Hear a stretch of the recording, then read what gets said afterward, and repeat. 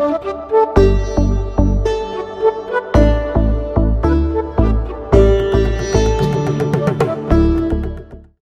one of the issues that most people talk about and also face and also complain is, how do you make time?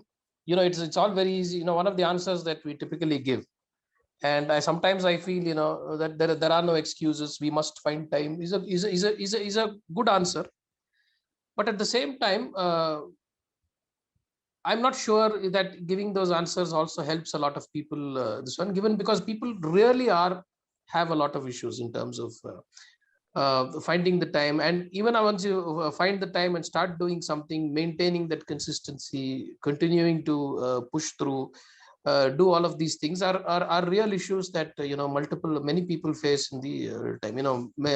People, just because I write about the Vishnu Sasanam or all of these things, people will message me saying, what should I do? I'm no expert on any of these things, and any of these things. It's just that we do all of these things.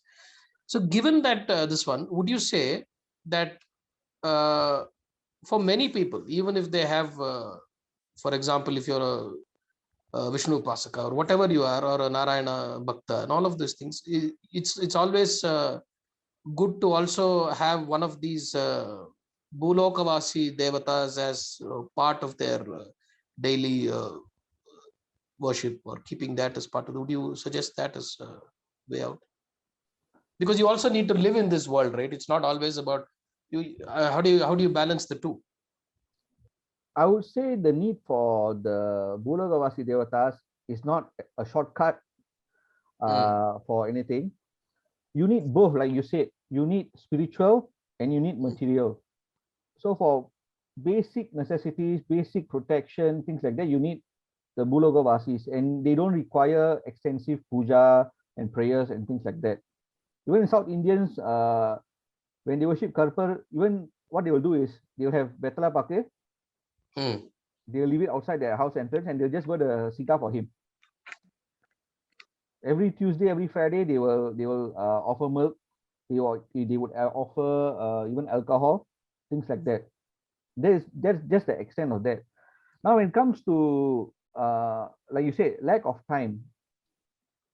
Actually, because I came from a background of teaching a lot of people on cultivating habits, sustainable habits. I can give my piece on how you can do things. Firstly, have a minimum daily standard. Right. So example, let's say daily you want to do a Panchopachar Puja in the morning for Ganapati, but certain days you are rushing for time. Your minimum standard could be 3 shlokas for Ganapati, offer him water and a udupati, which takes less than 5 minutes. Correct. It's the same for exercise. You cannot do let's say on that day you're really tired. Just do a basic, just do 10 push-ups. So do not let the momentum go. In my coaching days, there's this. So just sorry. So you're saying have a minimum threshold and also have a maximum kind of thing what you can do, and on days that you can't do at least the bare minimum, which you already fixed for yourself.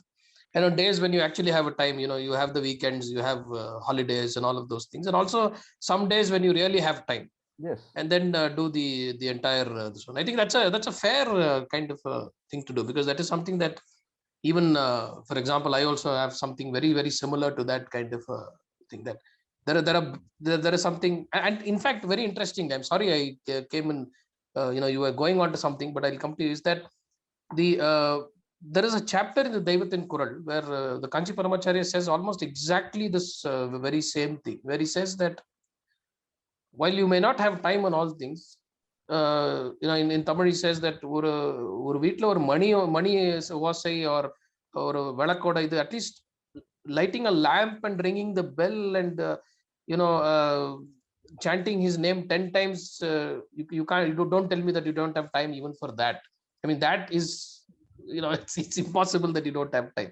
So he says any house that does not do that is even the basic things is really not following dharma at all, and actually is it's adharma not to be doing that kind of a thing. Not exactly his words, but broadly hinting at that kind of a thing. So yeah. For example, when through Ganesha initiative, I teach people how to do a Panchapachara Puja. Panchapachara Puja itself is a very simple thing to do. In a day, if you do a Panchapachara Puja, you sit down to recite some shlokas, you're a mantra japa, it will take less than half an hour. So, which is the one that you drop out? Because normally it's Shodasha. So Panchapachara would have what are the 5 things that you will... Gandham, Pushpam, Deepam, Dhubam, Naivedyam. Right, the Pancha. Yeah. Because Shodasha takes quite some time. There are 16 things that you, yeah. So I teach them that for people who, even for that, they have excuses, right? So I even have Mansik Puja.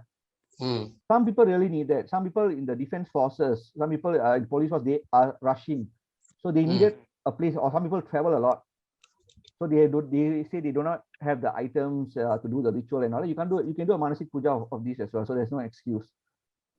And I even tell them, even in Panchapachara Puja, there are allowances. If certain items you do not have, you can use Akshata in place of the items. Right. Akshata is always a replacement, correct. Yeah. Correct. So there's not really a excuse. Second thing is, from my time in business, we have this thing called Eat That Frog. Brian Tracy wrote that book also, yes, right? Eat That Frog. So, yeah. You do your most difficult thing the first thing in the day. So right. If it's sales calls that you dread the most, you do it the first thing in the day. If it's things like exercise, you do it the first thing that you're going to do. So once you settle that, right, there's nothing. People make a lot of promises to themselves. Okay, after work, I'm going to come and do it. You will be tired after work. Correct. I know I get a lot of flack from a lot of gurus and teachers who are telling me, oh, you need to do 2 hours of sadhana a day, or it's nothing. You tell us a normal householder to do 2 hours of sadhana, it's not going to last. They do not have the willpower. Willpower is a depreciable. It's not something that can be sustained. So yeah. I think fair enough. I think if you're putting in 10 hours of work, I mean, I'm saying, all this 8-hour work day is simply not a reality. I think you have to factor in travel, you factor in the work that you put in even to get ready to go to work and all that. So if you're talking about anywhere between 10 to 11 hours of time set aside for doing your I mean, you don't have a choice, right? Not everybody has the freedom to live life as they please. You have to go get a job and do that to keep it going. And then obviously you need to sleep as well, and there are certain ablutions that you have to do, like taking a bath or going to the toilet and all. So if you take out all of that, so you're left with, like you said, quick time that this one. And